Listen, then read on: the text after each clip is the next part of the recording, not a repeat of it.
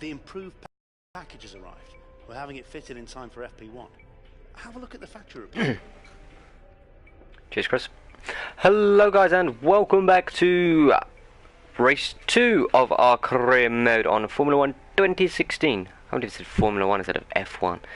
And we have our engine power upgrade. So an enhanced ignition system controls spark plug timing in a more efficient manner, thus creating additional engine power. Now I don't think, and I've said this before and I will continue to say it again and again, but I don't think we need to waste too much time and resource points on the engine at the moment. I think, you know, it's a Renault engine, it's the same engine Red Bull have, albeit that they let tag play around a little bit, but I don't think there's a huge difference.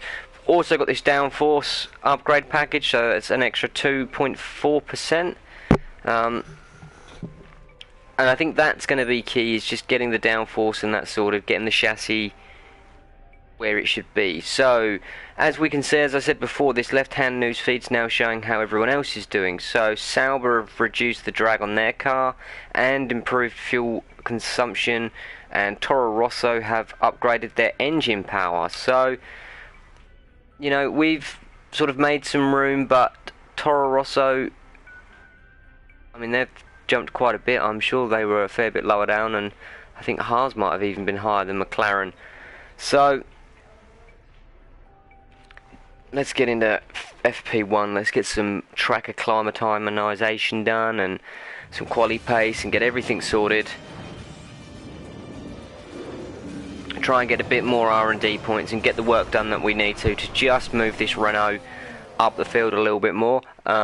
I mean, a double points haul in the first race. Absolutely brilliant result for the team. Situated just 30 kilometers from the capital, Manama.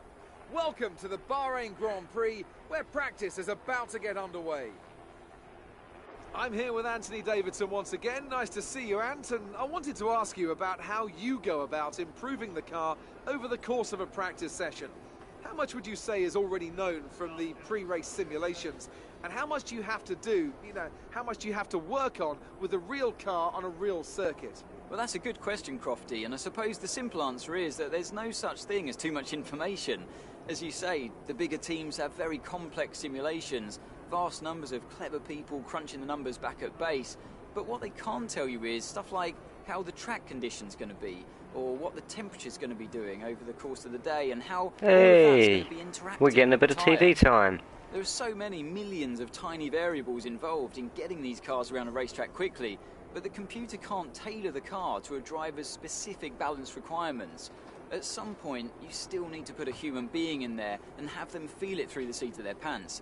And that's why we end up with different drivers having different setups. So what I'm trying to say is, Crofty, nothing beats on-track testing. And nothing beats getting a little bit of airtime there, so let's just get straight into our track acclimatization. Let's do a bit of work, get some R&D points stacked up and get ourselves sorted to hopefully bring some more upgrades in a couple of race time.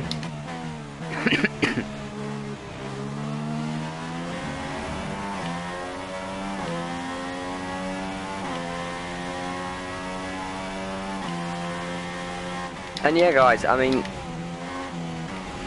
I'm probably going to keep saying this, but at the start of the videos, but if you want changes, you want longer races, you want harder difficulty, you know, if you think maybe this is being a bit easy, whatever, then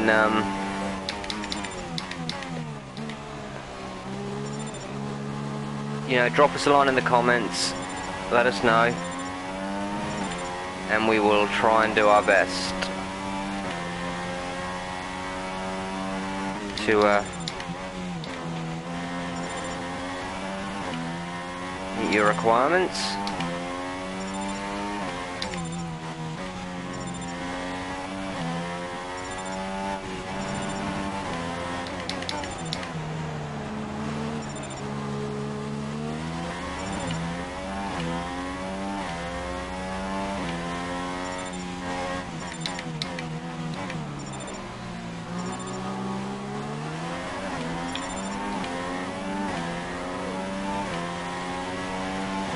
Like I say, I don't think the track acclimatisation's too much.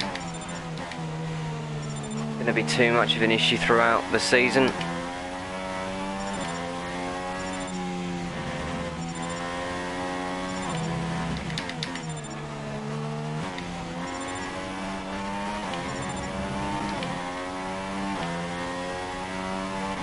Yeah, we spend enough time on F1 to know the tracks. Ooh, reasonably well. Okay then, that's the end of the program and plenty of useful data. Return to base when you can so we can go over it. And that's all we needed for the track acclimatisation. 1 lap. Perfect score.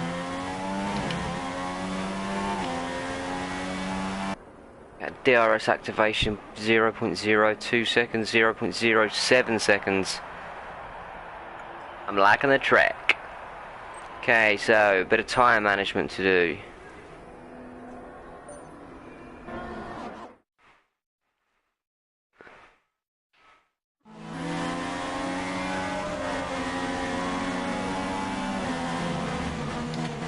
So I'd say I'm not counting our sort of chickens before they hatch.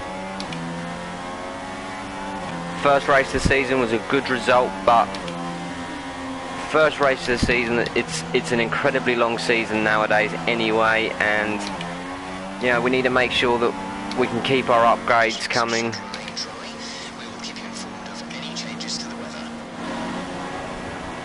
And we need to see how we're going to perform as the other teams progress.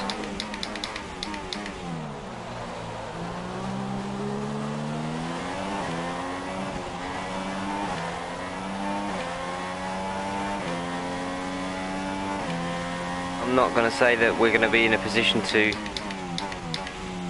regularly take a points haul.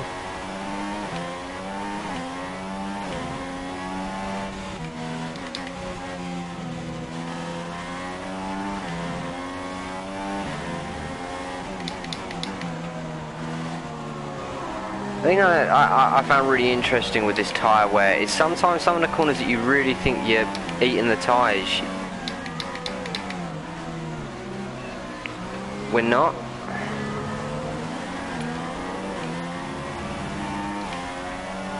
Albeit this third sector we have been very unkind.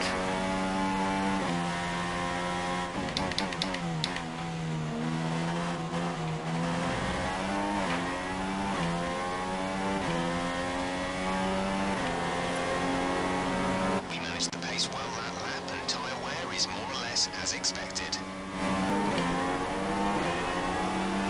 Okay, so again we're doing pretty good for the first 2 sectors for tyre wear.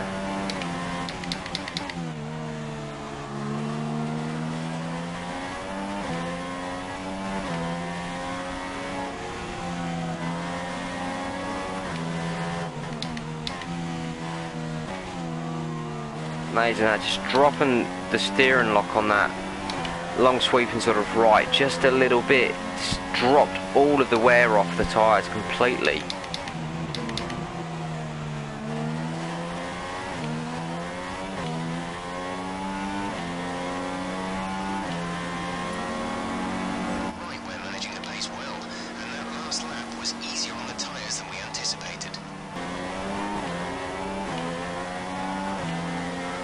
Yeah, it's not about blistering pace, this is just purely looking after the tyres, picking up them R&D points.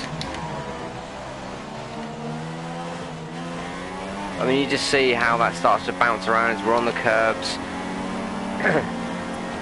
You know, the car's sort of getting shook about a little bit.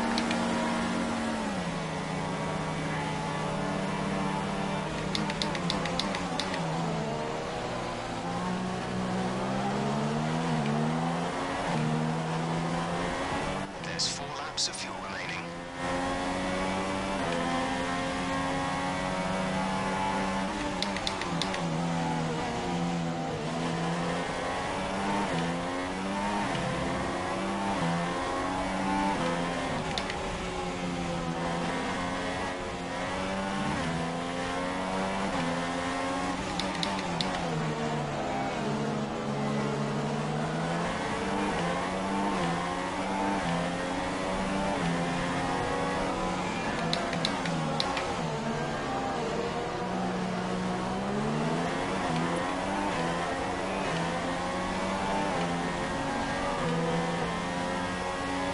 A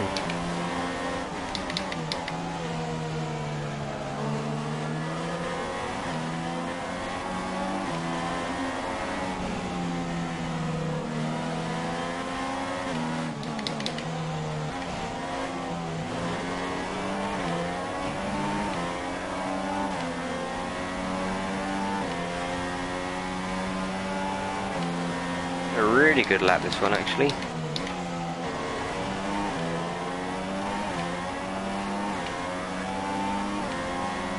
We're well up on the pace. Tyre deck's right on the mark. So we're buzzing through the R&D objectives nicely. You're not causing us any major issue. You know, our lap times comfortably under expectations. The wear amount actually looked to yeah, I mean, as the tyres come in, it actually was doing less and less wear. We have our quali marker to start to set.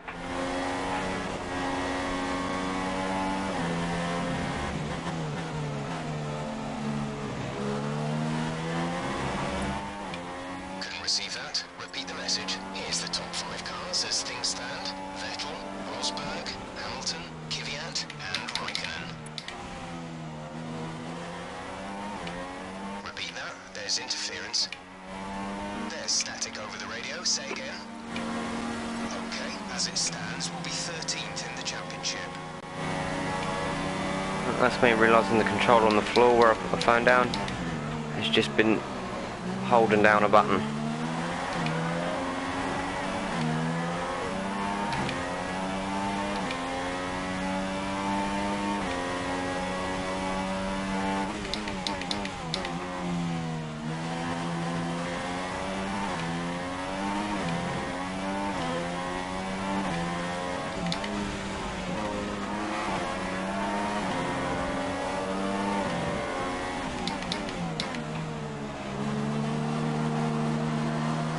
Conditions to remain dry for a while. We will update you if the outlook changes.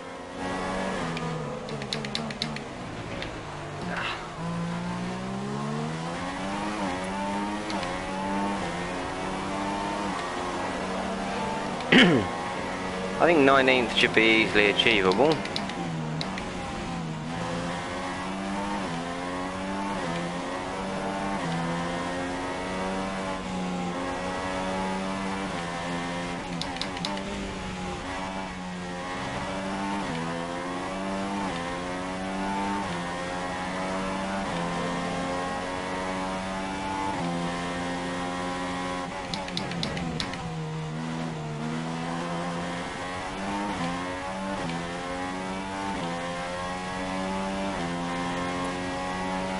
Great work. We've hit our secondary target time. Let's try and repeat that in qualifying.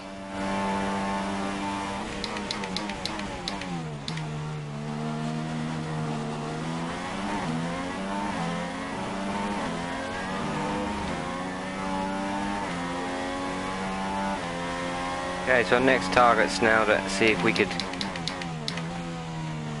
theoretically get 9th place.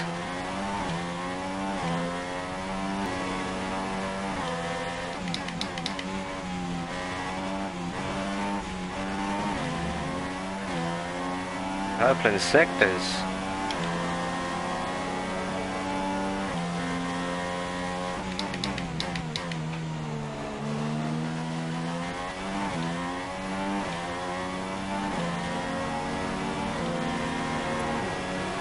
Fantastic lap. That's beaten our secondary target time.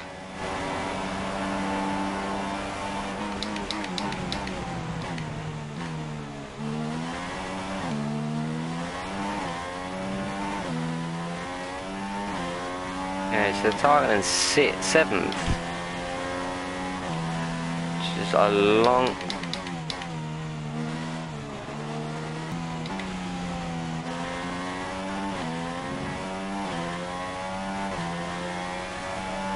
I think it's going to be close if we do beat this or not.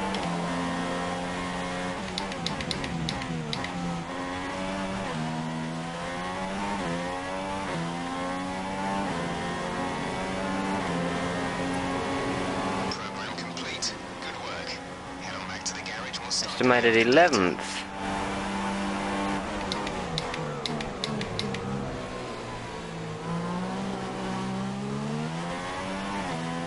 A perfect weekend, really.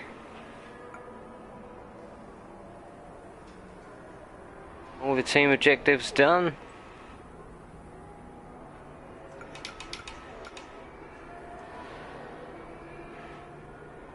We may as well just advance ourselves to qualifying after that performance. Conditions.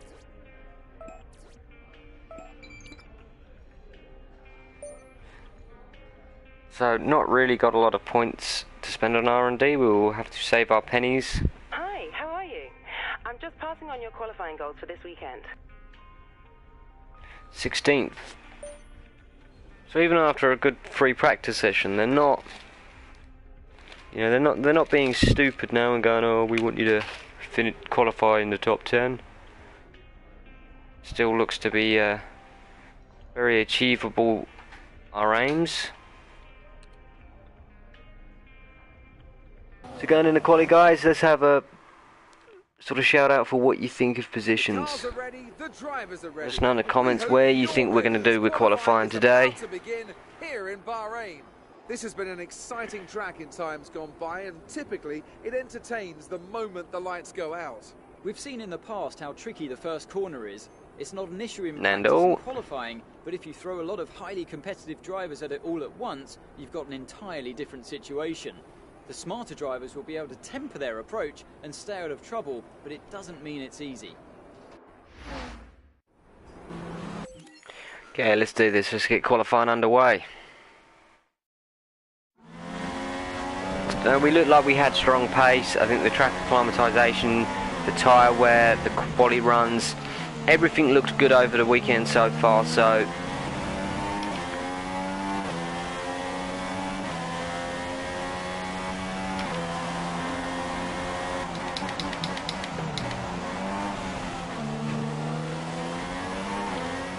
I'm confident for a strong quali session. You're leading the pack, P1. It's the radio, not the DRS button.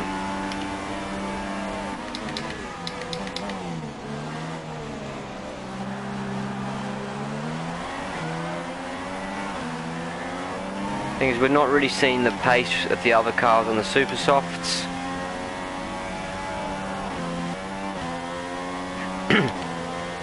Yeah, guys, if you've not checked it out yet, check the review out. I think we had something like 3,500 views on last year's F1 review, so that's our target to aim for, is to beat that this year. That last lap moved you into P4. Yeah, slotting myself nicely into 10th through Q1. No real shockers going out. I suppose maybe Sergio Williams down in 11th. I much prefer taking my quali sessions this way when I can, you know, let the track rubber in a little bit more, you know. The more rubber that's laid down, the more the track's going to evolve, the better it's going to be for us.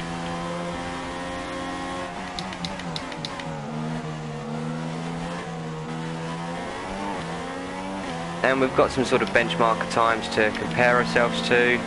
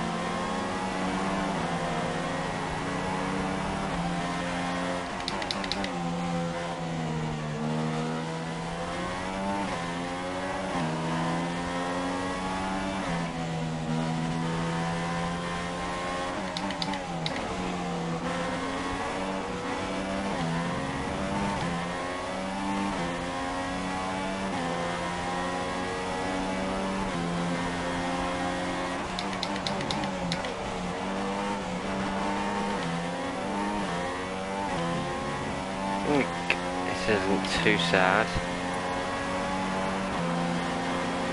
5th. That lap puts you at P5. We're miles off the pace on this lap.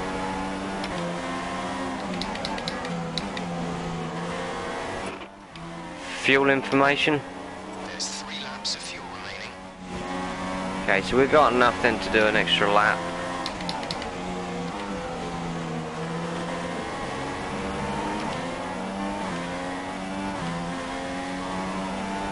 Rain, but if a storm front does appear, then we'll let you know.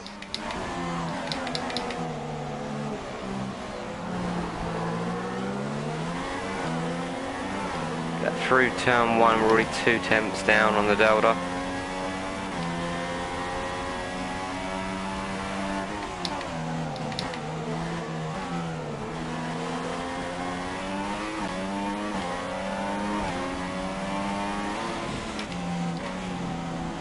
Well, I think that was as good as we were going to get. There's still a fighting chance that we might get knocked out, but I feel confident with that. We're not going to improve this lap, so we'll just return to the garage. Are we going to get back into Quali 3 again?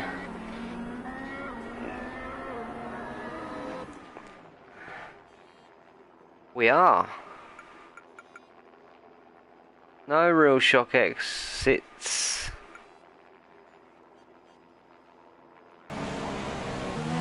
Just give this car one last little run out before the race, but I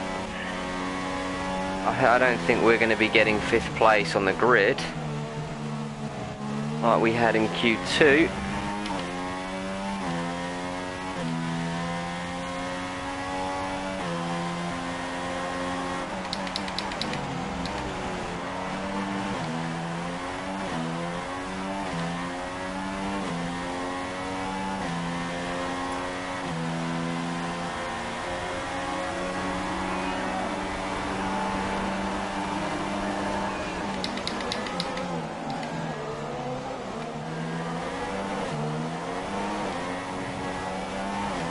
Everybody coming out of the pits.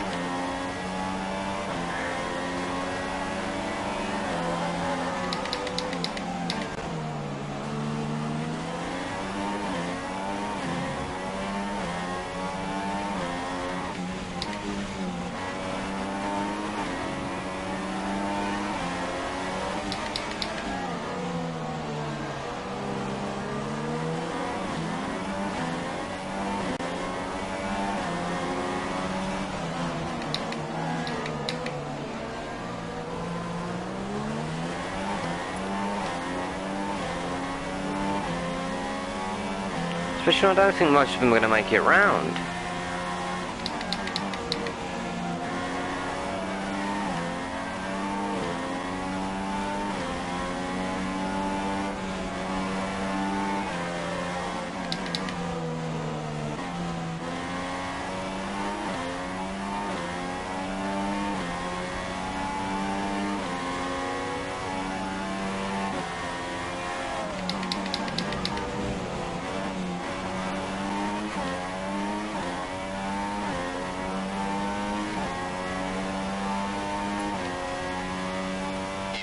On a flying lap, let the car behind through. He is much faster.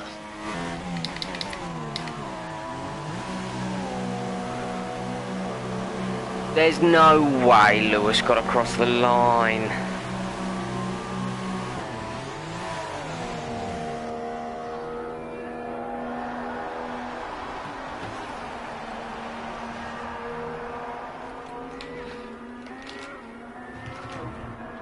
But could have been a lot worse. So we're maintaining, getting into Q3, 2 races in a row now, as I'm rewarding myself with a little piece of chocolate, as is the team's budget. Can't afford anything more than that. Just leaves the race itself. Lewis and Nico, I mean, look at that. 0.006 is the split between them. I mean, the top 3 cars less than a tenth. That should lead for some nice tight fighting at the front tomorrow's race. But yeah, guys, I mean, so we're going to start P8. We had P9, was it last race?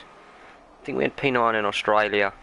So let's have some predictions. Let's stick them down in the comments below. Where do you think we're going to be able to survive tomorrow? I'm actually quite confident. I think that the car's handling pretty well around here. It's going to be dry.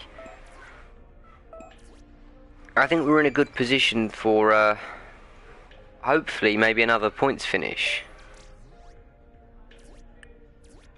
So against the rivalry, we're going to start stacking up some more good points. 2.5 in quali over K-Mag. Definitely seem to have a much larger edge over him in qualifying than the race. He's a lot closer to us in the race.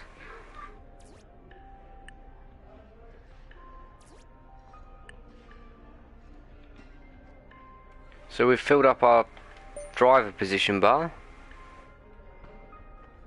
And our session goals for tomorrow are... Hi, F2. I've seen the team's expectations for the race, so I thought I'd pass them on and wish you luck. Take care. 13th or higher, and then beating K-Mag again. I think that's 13th. I think could be a bit difficult. I do think we can get points, but it's going to be a hard fought points finish. So there's no point, I think, spending the money that we've got at the moment, or the R&D points. So we're going to keep hold of them until we've got a few more. So yeah, guys, use the comments below. Use the comments box below. Let us know how you think we are going to finish tomorrow. Again, if you want to see longer races, we're on 25% at the moment. If you want them longer, we can do longer. And yeah, as ever, please hit that like, hit that subscribe. Really helps the channel out, helps us grow. Follow us on Twitter at 1sgaming, at 1sgaming extra, on Facebook at 1sgaming official, on Instagram at 1sgaming, and online at www.1sgaming.co.uk. Cheers, guys. Take care. See you next time. Bye bye.